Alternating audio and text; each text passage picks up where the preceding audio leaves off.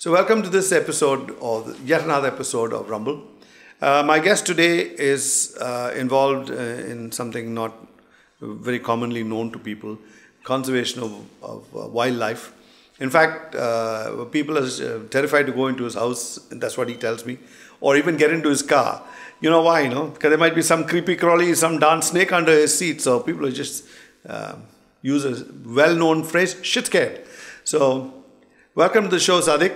Hi. And I know that you handle wild animals, but truly, are people in danger of doing things to animals, or are animals in danger of doing things to us?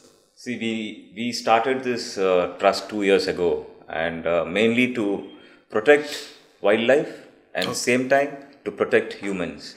Oh, okay. Because we want to balance both together. We don't want people living in fringes of the forest to say that, to vacate the animals away from us, because snakes and other animals have been in the world before we could come over. Yes, that's true. That's true. But there's this whole thing about conservation. Yeah. How essential is it that we need to conserve it? Won't animals know how to survive on their own? I mean, aren't they built by God or whatever to just look after themselves? Yeah, conservation. In the wild. Yeah. Conservation, what even students and people think is they can just get one parakeet, keep it at home, put it in a cage. Yeah. That is not conservation. Conservation is to conserve the particular animal in their own habitat. Okay. It has to be in its habitat, in the forest. In the natural habitat. Yeah, natural habitat. And we want to protect them in the habitat. We educate people to help us to protect the animals. So who's guilty of, I shall say, being aggressive? It's always man who's encroaching into the space that animals have, or don't they ever come on their own? I keep reading about elephants crossing the road, trampling farmers, running amok. See, most of cases, people have encroached their territory. Every day you can see people encroaching forest, people getting into forest for their livelihood, and people living in fringes of forest. They want water, they want to do agriculture. We always advise them, don't do any kind of activities. Give some space between the forest fringes and their homes. But they want to even plant in trees, which attracts elephants. You put bananas, the elephants love it, so they just keep coming at it. Yes. But isn't this sort of traditionally knowledge that they ought to know, that you don't walk into jungles and start planting things there? The animals will feel threatened and attacked maybe. But why is it now become something that they don't know, the people who live on the forest edges? They do know that animals are aggressive and they have to protect themselves, but still the most of the conflict happens only inside the forest. And recently one occurrence happened in Gudalur. The person has gone inside the forest for his own work and he was attacked by a leopard. Okay. And he complains that the leopard has attacked me and he wants to get compensation from the government, which is very wrong. Okay. It's like this guy who fell into this cage just the other day. He goes into a zoo and then he climbs over the railing and he leans inside, falls into it and then gets killed. And now there's a hue and cry saying, why didn't the zoo authorities do something? I mean, what can anyone do when men behave so stupidly? See, zoo is meant for study purpose. Why we have zoos? Because of students, we can have specimens where they can go see the animal, because most of the places we cannot allow them inside the forest. So it's better that we have some kind of specimen where people can go educate themselves. But here it's been in zoos, it is clearly written that you're not supposed to cross the railings, but they want to show the stunt, the heroism, and they're in the story. So that's why all these things happen. Yes. And they don't follow any of the rules. I see there's signs saying do not feed the animals. So they take that as, why should they not feed them, throw things at them, peanuts? See, animals have their own feeding type. So what happens, the monkeys, the normal bonnet macaque, you see now, it's eating chicken. Tandoori chicken. Yes, it's eating chicken. Before it never used to be a non-vegetarian. Yes. Okay. Now you can see them eating chicken, and if you go across any forest, you will see peacocks standing in the front of the road. You will see the gar standing in front of the road. It is we people. Whenever you cross, you just witness. You just look at them and just pass by. But people stop and they throw all the garbage inside the forest. Whatever remainings of their food, they just throw it, thinking that they're going to help the animal, which is very, very wrong. It spoils their whole system. It spoils. So the thing is, don't do anything extraordinary. Don't feed them. Don't give them. Never. So such kind of boards are hardly ever seen. I've never seen a board which says, oh, it does say, don't feed the animals. I've seen that. Yes. But that's mostly for plastics and all that, isn't it? See, plastics, we don't allow plastics inside the forest, but still we see people throwing plastic after drinking water. The Bisleri bottles are thrown inside, and they have this kurkure and all those things. They throw it inside, and just because of the smell and the salty taste, the animal tend to eat. Most of the cases inside the forest, when the animals die, when we do a post-mortem, the plastics are stuck in the gut. So it's probably, like you said, it's the salt. Yes. Because wild animals also need it salt. Attracts, yes. And how do they get their natural salt? I mean, you say some other way. They do get natural salt inside the forest. But whereas when people throw this and when they get that fragrance, that smell, they get attracted and they're no different from anyone else. No. They get attracted. Yeah. Okay. Recently he came across a case where I think a tiger intruded into a village. He had some interesting stories on that. We'll find out when you come back. So you were showing me a little clip which somebody took a little video clip of you handling a tiger cub or a young tiger that strayed into a village. How do things like that happen? There's so many people in a village. How does a tiger dare to come inside a place like that? This particular area is again in fringes of the forest, where people have got into it and they started doing agriculture. And again, that is the habitat of tigers. And whereas this particular tiger, it had 3 cubs and it lost the mother. So what happened? It needs to hunt, so it's not big enough to hunt. So it had come to a closer habitat where a family had a goat pen. So that's an easy kill for a tiger. It had climbed up the goat pen, gone inside, it had killed a goat. So these people, what they should have done is they should have informed the forest department. And but if you had smartness to get into the thing, why didn't you just get out and go away? What happened? Or you didn't have the brains to. Yeah, what happened, as soon as the family heard the sound of a goat screaming, they went to the goat pen. They saw the tiger inside, already killed 1 goat. They opened the door. They chased all the goat except the tiger and the dead goat. They locked the door.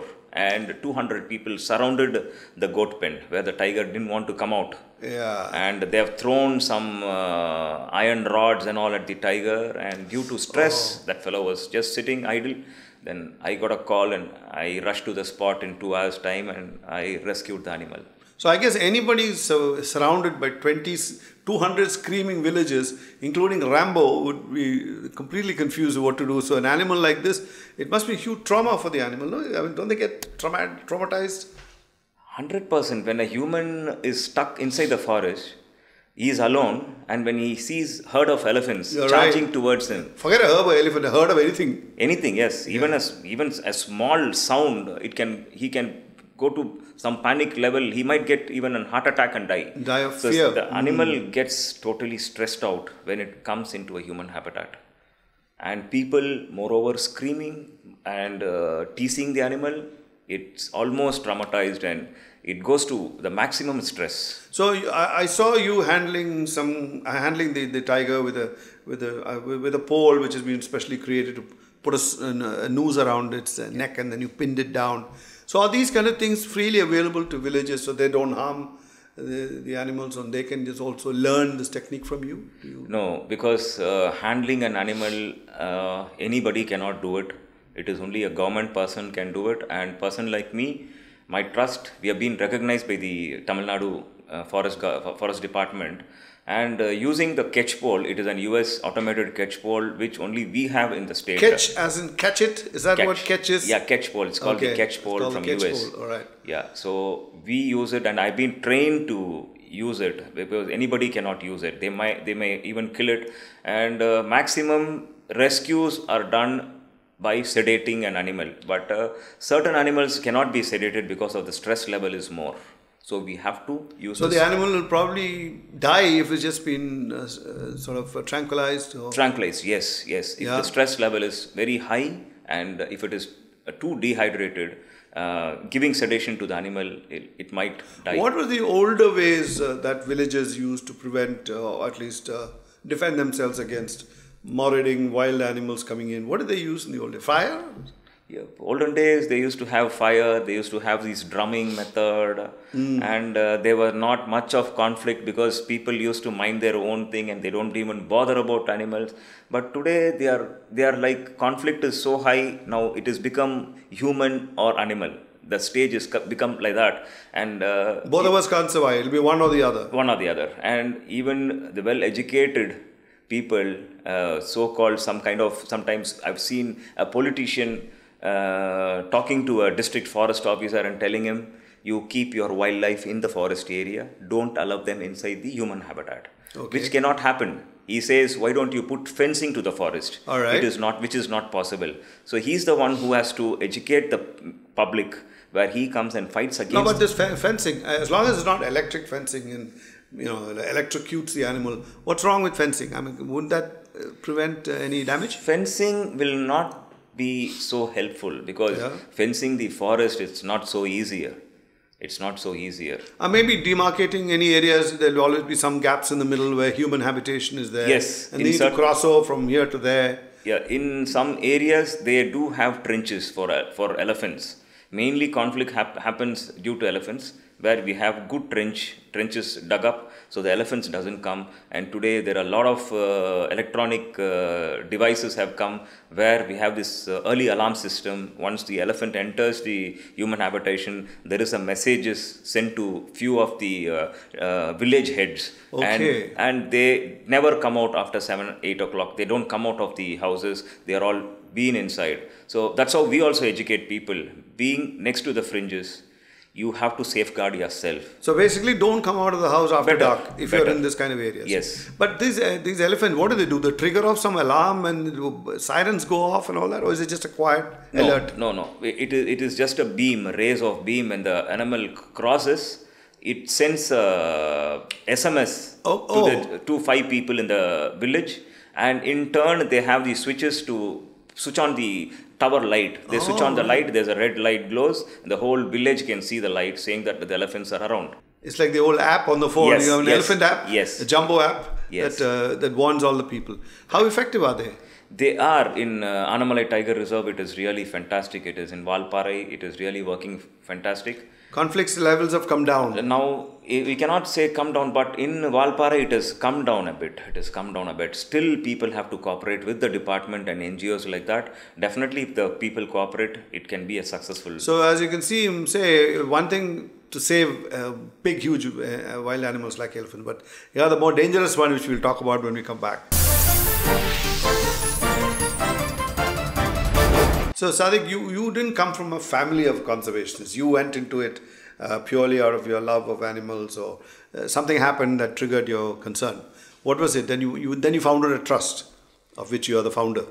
Yes, I had a lot of passion towards reptiles when I was 5 years old, because my tradition, my great-grandfather, they were all skin traders. They used to, before this act could come, they were exporting reptile skins. All right. So I had the chance of meeting the Irillas who used to hunt animals, and they used to bring. But Irillas mostly hunt snakes and stuff like that, or the big animals too? Reptiles. Only reptiles. Only reptiles. Okay. Yes.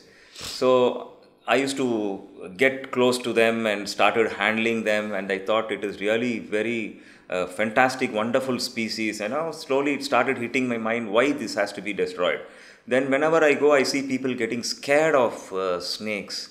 I used to wonder why. Then I was thinking that, this You wonder why people get scared of snakes? Yeah. I mean, it's like... Everybody, anywhere.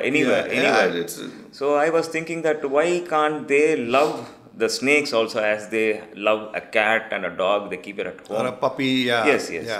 So I thought, okay, there is some kind of ice which has to be broken from people. That is a phobia. So I started this. I thought, let me go around, talk to people, meet kids, meet school people and school kids, and educate them, give some awareness about the snakes, and let us start protecting snakes. That's how I know they keep saying that the snake is actually a hard, leathery body. It's full of muscle, but the thing is stuck in everybody's mind that it's a slimy little creature, and we are scared to touch it. But how many people have the courage to walk up to even to a display or a snake charmer and say, "Can I touch him?" See, regarding the snake charmers, actually, they are the person who had made people getting more scared. What they do is they usually, whatever snake they display in the streets those days, now there's no snake charmers. We do a lot of anti-poaching drives, and we have eradicated. What do you mean there are no snake charmers? Now there is no snake charmers in Tamil Nadu. Almost. Nobody goes around and stuff at all? No, this all... Nowhere. No, I mean, in Tamil Nadu, in North, they are still there. But in Tamil Nadu, our team is working so hard, and whenever we come across such snake charmers in the road, we immediately take them out. So is it outlawed as? Yes. It is illegal to possess any wildlife. Oh, okay. And plus what they do is they defang a snake. They remove the fangs of the snake. Yes. They even cut the venom gland, and they stitch the mouth, and they use the snake to... so how does the snake survive after that? No, they don't. They may live for 15 days or a month. Oh. Yeah, because the snake venom gland is removed, that is it. Because after that it cannot digest. The venom also has got two work for the snake. One is to kill a prey. The second thing is to digest its I didn't know meal. that. Yes. Okay. Yeah. So this trust which you formed, how did it? What is it named? It is Wildlife and Nature Conservation Trust. It has been 2 years since now, and we do work in Tamil Nadu and in Karnataka, and now we are entering Kerala also. It is mainly to strengthen Tamil Nadu Forest Department. We train them on safe rescues of all wild animals, which is coming into human habitat. The safe way of doing it. And also we do a lot of anti-poaching drives. We go with the forest department into the forest. We check for peddlers, or we check for ganja cultivators. We even check... So are you also involved in the census? That they take a census of animals? Yes. Our members also go for animal census. And where do the bulk of your members come from? The trust, those who enjoy... We have members all over the state. We have in Tamil Nadu, we have a lot of members. And most amazingly, you even said that you are like on call. If somebody spots a wild animal somewhere where it should not be, they can get in touch with you. How do they do that? How do people do that? They contact the nearest police station or the nearest forest department. Okay. And if it is a critical rescue, I am called for. If it is a ordinary rescue like a reptile, or a very small rescue like a civet, there are members who are trained by our team members are there. They associate with the forest department, and they go and do the rescue. But the forest department automatically signifies that you are in a forest area. But what happens if you see an animal not in a forest area? Or a wild animal like... We never rescue. When an animal gets into human habitat, and not that animal is just crossing one house which is near the fringes and just going, we never allow anybody to rescue that. It has to pass by. But when it is... So when you mean rescue as in seize it and control it and all that? No. When it is stuck inside, when it enters a human habitat inside a house or inside a goat pen like that, the tiger, or maybe into some other buildings, then we do a rescue and we relocate it. Otherwise, you try and persuade it to just move Yes, move out. Yes. And it does that most of the time quite cheerfully. Yes. We give them the way, they just move out. They are also looking for an escape route. Yes. So does the government help you in all these things? Fantastic. Government now, we are the only NGOs in Tamil Nadu who have been recognized by the forest department to assist the forest department in all rescues and anti-poaching and even in investigation. All that we assist the department. So even going into schools, as you say, once in a while to... we do awareness to schools, we do awareness to public, we do awareness to farmers. Okay. All that. We have done it is a successful project, whatever we are doing right now. We expect much more better in the coming years. Do you see people displaying any good sense normally, or do they all just go crazy when they see Yeah, starting it will be like that, but later on, once they get close to me, when I start talking and they start listening to me, and slowly the things change. And so you need to meet kids more than anybody else, because they are the ones who will be growing up. Our target is kids. They are the future. So my target is always kids. I always move around with kids and educate them so that it reaches many people. So, Sadiq, thanks a lot for coming over. Thank you so Talking much. to you. I hope, like you do, keep on saving more animals. Most city folk don't want to see anything, don't even want to go near them except on screen, maybe. Yeah. So, thanks for coming. Thank you so much. Thank you.